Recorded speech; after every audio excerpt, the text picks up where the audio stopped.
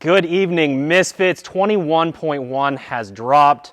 Sherb v. Hunter has already gone down. That means it's time for the 21.1 podcast breakdown. We're going to try something new this year.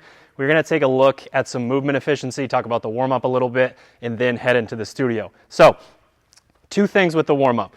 First, here at Misfit Athletics, on a competition day, what we like to happen first is what we call the sweat check. We want you to get into the gym significantly earlier than you're planning on doing the workout, or maybe you have a machine at home, but you want to pick your favorite machine and get on it and get sweaty, okay? If you get sweaty and you're out of breath in about 5 minutes, that's probably too quick, and if you're on there for 20 minutes, that's probably too long. But just get on there, work through some paces and really try to get sweaty. You can do a lot of your mobility work after that.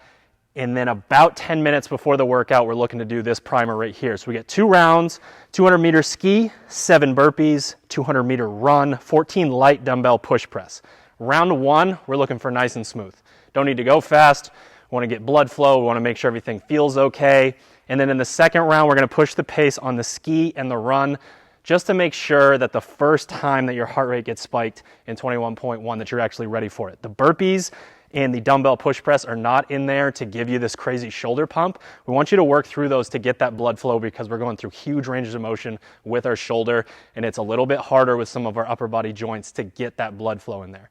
When it comes to movement tips, I don't think we need to spend a ton of time talking about the double unders, but we all know what happens in an upper body intensive workout with the double unders. When we start to get into these bad positions, we start to change a little bit. So it's really about thinking about your hand positioning. What's your personal hand positioning, keeping those elbows in, whatever it is. When you're fresh, you feel good. And then you want to have training partner, coach, friend, whoever it is, keep an eye on it. And if you start tripping up more, take their not necessarily criticism, but take that point and really, take it to heart so that you can get your hands back down and get into a good position. When it comes to the wall walk, we're going to go over it here in a second, but it's important that you understand we're saying these things because it's new, and we want to make these positions not new. We want to create shapes that you've been creating all year so you can use your skill and you can use the musculature that you've built up. So Sherb's going to head over to the wall here. We're hoping he is not too upset from earlier. Obviously, we have to start in the standard position here, but the first position that we're going to go into that we see all the time in gymnastics and CrossFit movements is the pike. So instead of doing a push-up and letting the back of his head go up like that, we're going to go just like a burpee. We're going to close the hip and get his head through.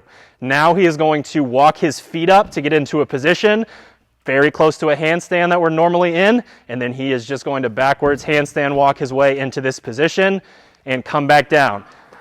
Based on the standard, you have to have your hands on the tape before you let those legs slide. It's really about, Sherb and Hunter obviously just did this. A lot of you saw it, and he sort of catapulted on the way down. Hunter was, not really quite as fast with that, but it's just a time under tension game. If you guys are too worried about, running into the ground and you stay in that upside down position for a part of it that you're not really getting any credit for, it's not going to be helpful.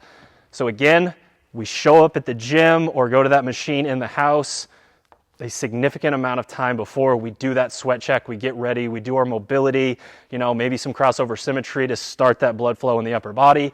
Then about 10 minutes before, we're going to hit that primer and push the pacing on those the second round with the 2 movements, the ski and the run. And then we're going to give it hell.